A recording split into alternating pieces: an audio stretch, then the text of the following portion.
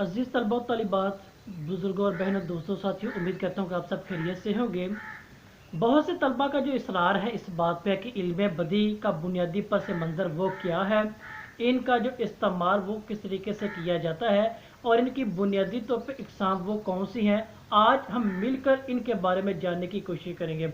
बहुत से तलबा इस बारे में परेशान भी है। तलबा तालिबात का कहना है कि हमें बार बार इनके बारे में पढ़ते हैं, समझ नहीं आती इनकी बुनियादी जो मारूफ इकसाम है वो क्या है। हम आज मजमूई तौर पर इनके बारे में जानेंगे और देखेंगे कि इनका बुनियादी तौर पे मकसद क्या होता है, इनकी बुनियादी तौर पे कौन सी इकसाम है और इनका मतलब क्या है और इनका मकसद उर्दू ज़ुबान और अदब के अंदर वो किस लिहाज से क्यों कर और किस तरह वो किया जाता भी है। आज इन सवालात की रोशनी में मैं और आप मिलकर जानने की कोशिश भी करेंगे।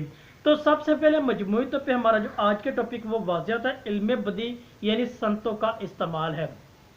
अगर इल्म बदी का मतलब जाने, इसके पस मंज़र को देखें तो इसका जो लुग़वी मतलब है उसका मतलब है नादर, अनोखा, निराला या नई चीज़ के मुतबादल नाम के हवाले से पहचाना भी जाता है। यानी हमें इस बात की समझ आ गई कि इल्म बदी का मतलब क्या है, वो अनोखा है, वो निराला है, नई चीज़ है या नादर के मानों में इस्तेमाल किया जाता है या समझा भी जाता है। अब अगर इसकी इस्तिलाही तौर पे डेफिनेशन देख ले या मिसाल देख ले तो हमारे पास आता है कि वो इल्म जिससे कलाम में तहसीन या डिज़ाइन मालूम हो जाए तो उसे इल्म बदी के नाम से पुकारा भी जाता है। या ये कह ले कि वो इल्म जिसमें या जिसके ज़रिए कलाम में हुस्न और निखार पैदा करने का सबब बने वो इल्म क्या कहलाता है, उसको इल्म बदी के नाम से पुकारते भी हैं। अब इसकी इकसाम का बात करें तो बुनियादी तौर पर इसकी दो बड़ी इकसाम भी हैं या दो बड़ी किस्में भी हैं। उनमें एक नंबर पे हमारे पास है सनाए लफ्जी के अतबार से, दूसरा था सनाए मानवी के अतबार से। यानी लफ्ज़ों के अतबार से हुस्न और मानव के अतबार से हुस्न क्या है यानी मानी के अतबार से इसकी बुनियादी तौर पर ये दो बड़ी किस्में भी हैं। अब इसकी मजीद अगर बात करें, इसके अलावा इसकी मारूफ जो मजीद इकसाम है अब उन पर बात करेंगे, उनको देखें। इसकी जो मारूफ है, मशहूर जो इकसाम है वो कौन सी हैं और उर्दू ज़ुबान अदब के अंदर किस तरह कलाम में हुस्न और हुस्न निखार पैदा करने के अतबार से ये मदद भी फ्राहम करती वो दिखाई देती भी है। अगर इनकी इकसाम पर बात करें, इनकी इकसाम को देखें तो हमारे पास सबसे पहले इसकी आती है सनत तज़ाद के नाम से आती है। दूसरे नंबर पर इसके बाद आती है हमारे पास सनत तकरार है। सनत तकरार के बाद सनत तलमी का नाम दिया जाता है और इनके बाद सनत मुबालगा हमारे पास आती है जो इसकी मारूफ व मशहूर इकसाम में से है। अगर इनके अलावा मजीद बात करें तो हमारे पास आती है सनत मुरातुल नज़ीर भी आती है, सनत हुस्न तालील भी आती है, सनत एहाम भी आती है। मजीद अगर बात करें तो हमारे पास सनत लफ व नशर भी आती है और इसके अलावा मजीद अगर बात करें तो सनत ताज़मीन भी हमारे पास आती है और ये बुनियादी तौर पर मारूफ और बुनियादी इकसाम में इसकी शुमार भी की जाती हैं जो कि इल्म बदी संतों की इकसाम के हवाले से अपनी मिसाल आप भी हैं। यानी अब अगर बात करें ये जो हमने संतों के नाम अभी देखे हैं, इनके नाम अभी जाने हैं, इन संतों का जो बुनियादी मकसद होता है वो कलाम में मौजूद लफ्जी एतबार से और मानवी एतबार से के नुकात का वाज़ह करना होता है। यानी वो बातें जो शायर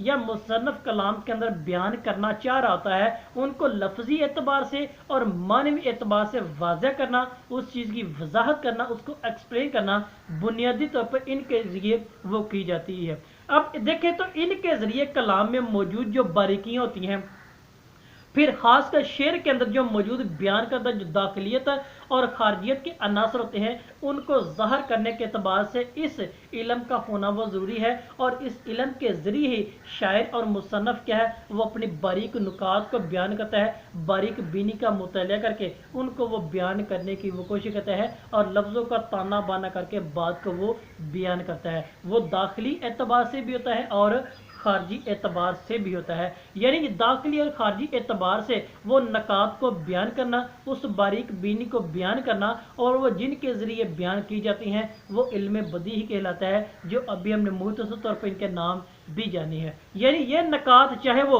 रंजो मुसीबत वाले होते हैं, खुशी या गम के होते हैं, किसी बात पर जोर देने के एतबार से भी होते हैं, या किसी वाक्य को ज़ाहिर करने के लिए उस पर जोर दिया जाता है। इस तरह के जितने भी अनासर बयान किए जाते हैं या बयान करना वो ज़रूरी होता है, तो शायर हजरात इन संतों के ज़रिए, इस कलाम के ज़रिए वो बयान करते हैं, ताकि इस कलाम के अंदर हुस्न और निखार भी पैदा हो सके।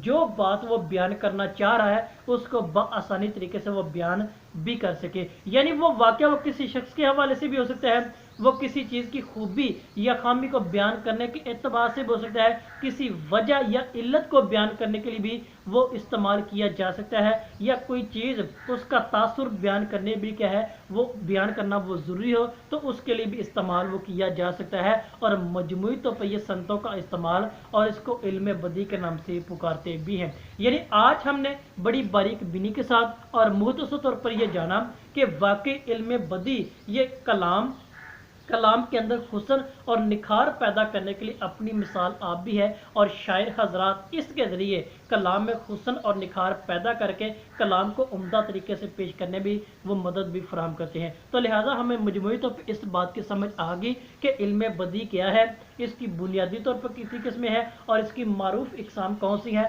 और इनका बुनियादी मकसद वो क्या है, हमने बड़ी तफसील के साथ जाना और पहचाना भी है। मज़ीद आपको किसी बात की समझ ना आई हो, आपका कोई सवाल है तो कमेंट्स बॉक्स में कमेंट्स में वो आगाह भी कीजिएगा। अपनी कीमती राय के एतबार से भी इस वीडियो को लाइक और शेयर भी ज़रूर कीजिएगा। आप सबका बहुत शुक्रिया।